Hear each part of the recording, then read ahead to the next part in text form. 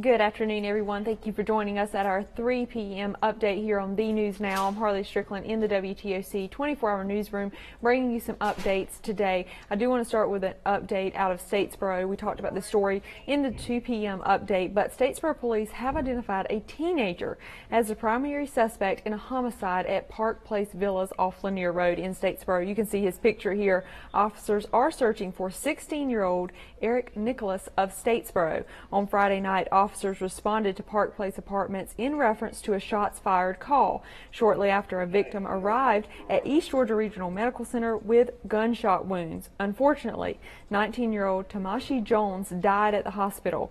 Jones was driven to the hospital by two neighbors who found him lying on the ground outside in the apartment complex. Again, police are searching for the man on your screen, 16-year-old Eric Nicholas, who they believe was involved in that fatal shooting at Park Place Villas. So, of course, we will keep you updated on that story with our digital newscast and, of course, in our regular newscast online and in our app. I do want to remind you that if you're watching on Amazon Fire, Roku, WTOC.com, the app, Facebook, whatever it may be, we want to thank you for watching. And remember, you can always interact with us on our Facebook live stream. Leave comments, questions, just say hello. That's the great thing about these digital newscasts is you can interact with us, and I can answer those throughout the newscast and at the end. So we want to move right along to Savannah Police. Violent crimes detectives are investigating after a body was found in the Savannah River over the weekend. A portion of River Street was closed on Saturday as investigators pulled the body out of the water. The body has been confirmed as a female but remains unidentified. An autopsy is being performed today. We will continue to keep you updated on as this story develops. You can see on your screen there, that's some footage from Saturday as they found that body in the Savannah River. A 3-year-old is now recovering after he almost drowned in a pool in Pooler. This happened yesterday at the Colonial Grand Apartments. A woman at the pool, who happened to be a nurse, pulled the child out of the water and was able to resuscitate him before fire and EMS arrived. Once we arrived on the scene, we suctioned some more water out of his lungs, got him on oxygen. Several minutes later, EMS arrived on the scene. We turned care over to them, we assisted them, and they transported the patient to Memorial. Chief Simmons also says it's important to remember it doesn't take long or it doesn't take much water for someone to drown. We also have some tips if you're caught in one of these incidents with someone drowning or someone being in the water. We have those tips on our line online. If you click on the story, you can see those there. Switching gears to some national news, the FBI is now conducting an internal investigation after an off-duty agent's gun went off while he was dancing. That's right, you heard me right, dancing. The incident happened early Sunday morning in Denver and was caught on tape. Meg Oliver reports from New York. An FBI agent's career is on the line after showing off his dance moves. As he launched into a backflip, his gun flew out of his holster. When he reaches to grab it, a shot fires into the crowd, hitting a man in his lower leg. Witnesses at the Mile High Spirits Bar in Denver called 911.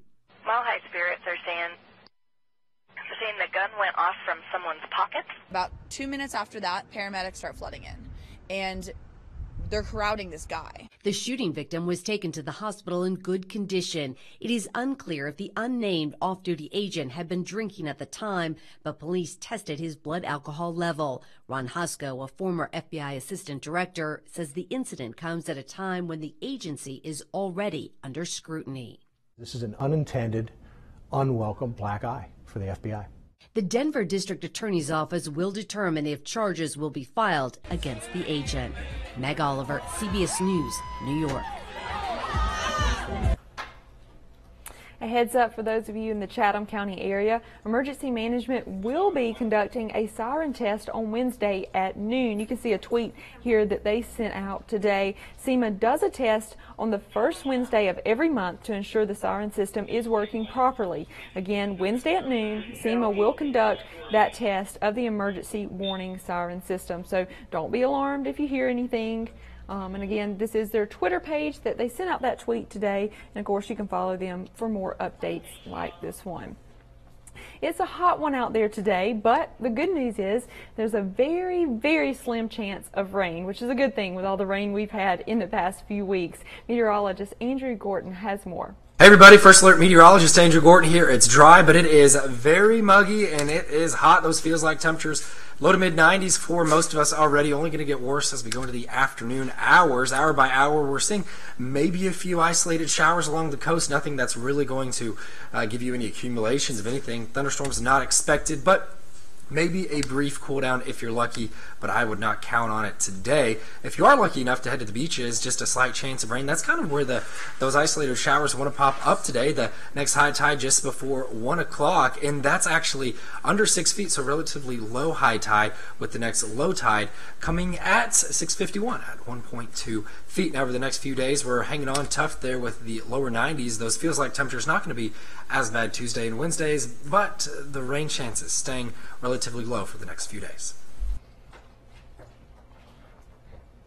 We do thank Andrew for that update. Now I was looking through our questions, and we do have a few questions about that Statesboro homicide. Someone was asking about that. If you missed the first of the digital cast, on Friday night, officers responded to the Park Place Apartments in reference to a shots fired call.